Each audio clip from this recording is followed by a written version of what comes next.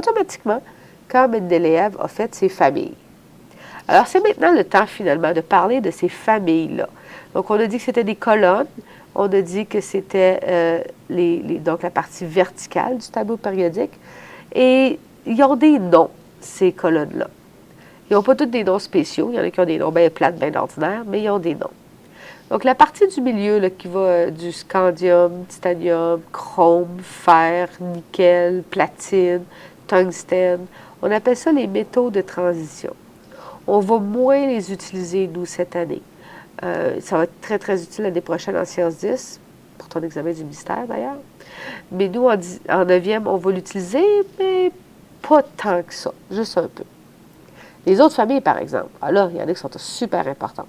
Les 4 familles les plus importantes, c'est les alcalins, les alcalino-terreux, les halogènes et les gaz nobles.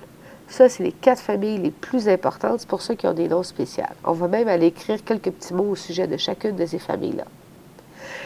Les 4 autres familles qui restent, bien, ils n'ont pas des noms spéciaux parce qu'en fait, ils se trouvent à être des mélanges de métaux puis de non-métaux. Alors que les alcalins et les alcalino-terreux, c'est juste des métaux. Les halogènes et les gaz nobles, c'est juste des non-métaux. Mais les 4 autres sont comme un mélange de métal puis de non-métal, donc les propriétés caractéristiques semblables sont comme moins évidentes. Fait que la seule chose qu'on a faite, c'est qu'on les a nommés par le nom du premier élément en haut. Donc, on a la famille 3A qui est la famille du bore, ensuite carbone, la famille de l'azote et la famille de l'oxygène. Donc, les 4 familles principales, celles qui sont en caractère gras, on va aller écrire un petit mot sur chacun et on commence par les alcalins. Qu'est-ce que les alcalins ont de spécial? Bien, c'est des métaux qui sont très mous et que c'est facile de les faire fondre. Ça ne fond pas à 2 millions de degrés Celsius, ça fond genre à 40, 50, 60 degrés Celsius. Donc, c'est facile de les chauffer, puis ploup, ils deviennent liquides. Donc, ça veut dire que leur point de fusion est très bas. Une autre chose importante, c'est quand on les met dans de l'eau, elles deviennent une solution alcaline. C'est pour ça que dans le film du dernier cours, quand le professeur Burke a mis le morceau de sodium dans l'eau, l'eau est devenue rose. C'est parce qu'il avait mis un indicateur pH, et là, l'indicateur est en train de dire « Hey, hey, je suis devenu une base! » Donc, ça devient une solution alcaline. Quelque chose d'important, c'est que les alcalins sont très réactifs. Ils n'aimeront pas ça vivre tout seuls, donc ils vont vouloir aller s'attacher aux halogènes pour créer des sels. Ça, c'est ce que Dalton avait prédit. Il avait dit que les atomes pouvaient créer des liens entre eux, pouvaient se combiner. Et les alcalins aiment bien se combiner avec les halogènes. En fait, ils aiment tellement ça, se combiner avec les halogènes, qu'ils vont toujours être combinés avec un autre élément. Dans la nature, on ne les retrouvera jamais sous forme tout seul. On va toujours les retrouver sous forme de composés. Il va falloir briser ce lien-là, cette combinaison-là, pour avoir du sodium tout seul. L'autre diapo, vous ne l'avez pas, mais c'est juste pour la culture personnelle. Donc, cherchez-la pas, vous n'avez pas cette diapo-là. Le lithium, ça sert à quoi? Bien, ça sert entre autres dans les médicaments contre la dépression. Le sodium, on l'a vu dans le film du dernier cours, que ça brûlait dans l'eau, mais c'est surtout un des 2 éléments qui composent le sel de table. Le potassium, bien, c'est présent dans les bananes. C'est super important de manger une banane par jour parce que c'est grâce à ça que ton potassium dans ton sang reste à un niveau stable. Le rubidium, c'est un métal qui sert dans la fabrication de la vitre de sécurité. Le césium, ça c'est radioactif, fait qu'on peut s'en servir pour traiter certains cancers. Et le francium aussi, d'ailleurs, il est radioactif. Et c'est surtout le plus réactif de tous les éléments du tableau périodique. Donc ça, c'est pour nos alcalins. Allons aux alcalino-terreux.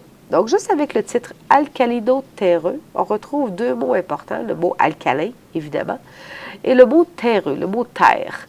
Donc, ça veut dire que les alcalino-terreux, c'est des alcalins un petit peu qu'on retrouve dans la terre un petit peu. Ça veut dire que c'est des propriétés semblables aux alcalins, mais en moins fort. Donc, ils vont être moins mous, ils vont être moins réactifs, ils vont fondre moins facilement. Et donc, ça va être moins difficile de les retrouver sous forme d'éléments et ça va être possible donc de les retrouver dans des mines. On peut avoir une mine de magnésium, on pourrait avoir des mines qui sont retrouvées dans la terre. C'est pour ça qu'il y a le mot terre. Donc, ils ont quand même des propriétés semblables. Fait qu'ils vont aussi faire des solutions alcalines, mais ils vont avoir un pH qui va être un petit peu plus bas. Okay? Des exemples de tout ça dans le tableau, ben, le beryllium, c'est un métal qui est utilisé pour fabriquer des clubs de golf parce que c'est un métal qui est léger. Le magnésium, c'est un métal qui brûle facilement. On l'a vu en laboratoire, donc on l'utilise parfois pour faire des feux d'artifice. Le calcium, quand il est sous forme de sel, on le retrouve dans le lait. Le strontium, lui aussi, va être réactif, il va faire des explosions, puis on va faire une couleur rouge avec, donc on peut faire des feux d'artifice rouges. Le barium, c'est un radioactif et on va pouvoir l'utiliser pour détecter, tracer des radiographies dans le système digestif. Et le radium, c'est aussi un élément radioactif qui est présent de façon naturelle dans l'air. Donc là, on saute à l'autre bout du tableau périodique, on va aller voir les non-métaux et la famille des halogènes. Premièrement, ce sont tous des non-métaux qu'il y a là-dedans, du fluor jusqu'à l'astate, c'est des non-métaux.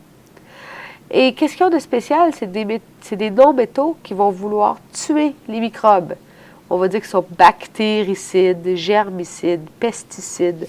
Cide, c'est un suffixe en français qui veut dire tuer, comme dans génocide, comme dans suicide.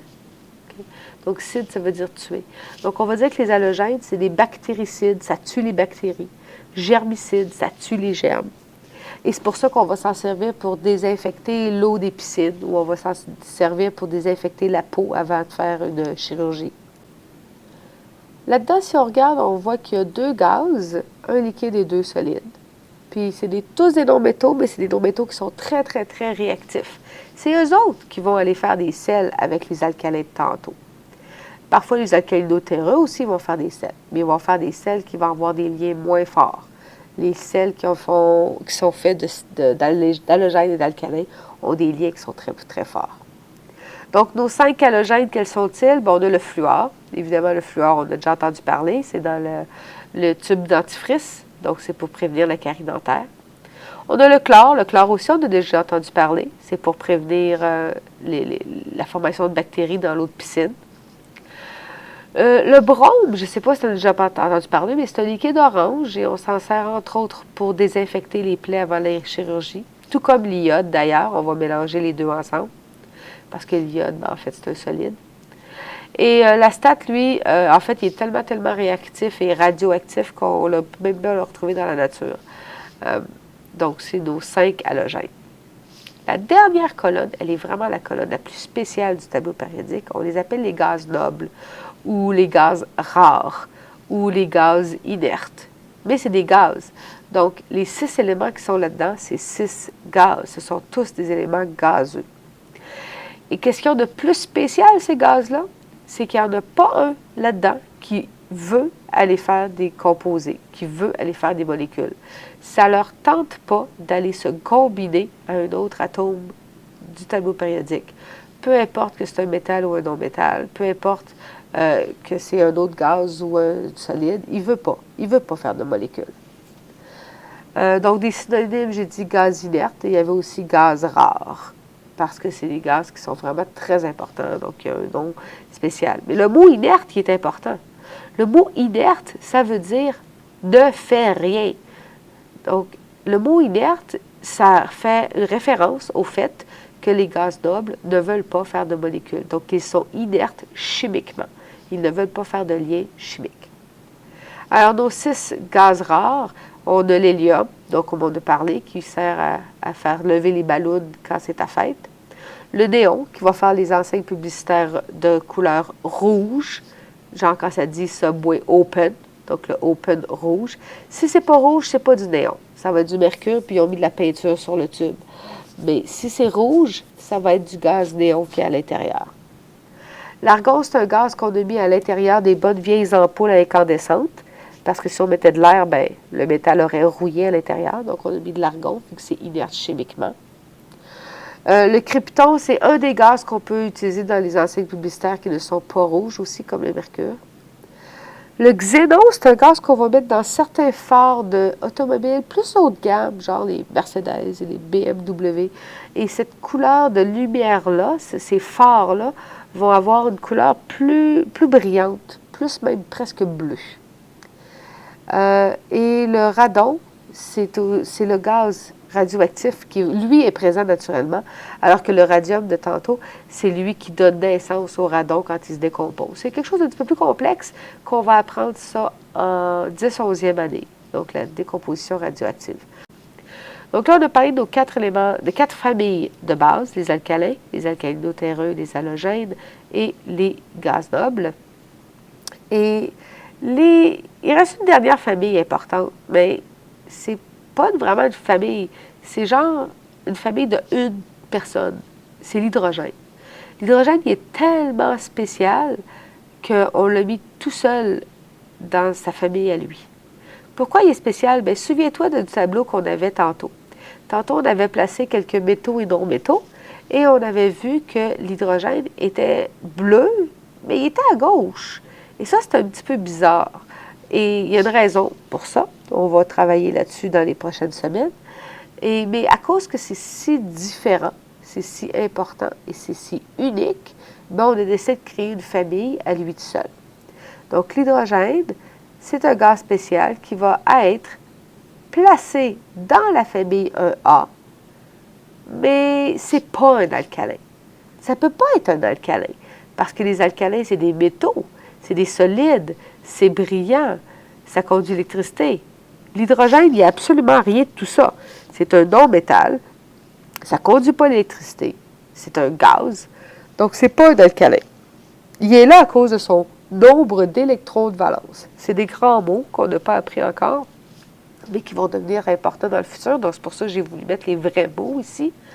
Mais on va y revenir plus tard. Donc, c'est à cause de son nombre d'électrons de valence. Donc, on le met à gauche, mais il n'est pas un alcalin. Il est juste dans la famille de l'hydrogène, parce que c'est l'hydrogène, puis il est tout seul, puis il est spécial, puis il est unique, puis il est super important. En fait, il est tellement spécial que les tableaux périodiques ne savent même pas où le mettre. La majorité vont le mettre dans la colonne des alcalins, mais ça arrive des fois que tu vas avoir des tableaux périodiques qui le mettent dans la colonne des halogènes. Il y en a d'autres qui vont même le mettre en plein milieu, flottant au-dessus du tableau périodique. Donc, il est vraiment unique, il est vraiment spécial, il est vraiment important et on va l'utiliser beaucoup cette année. Alors, c'est tout pour le keynote sur ce sujet. On va se revoir en classe pour un projet. Au revoir!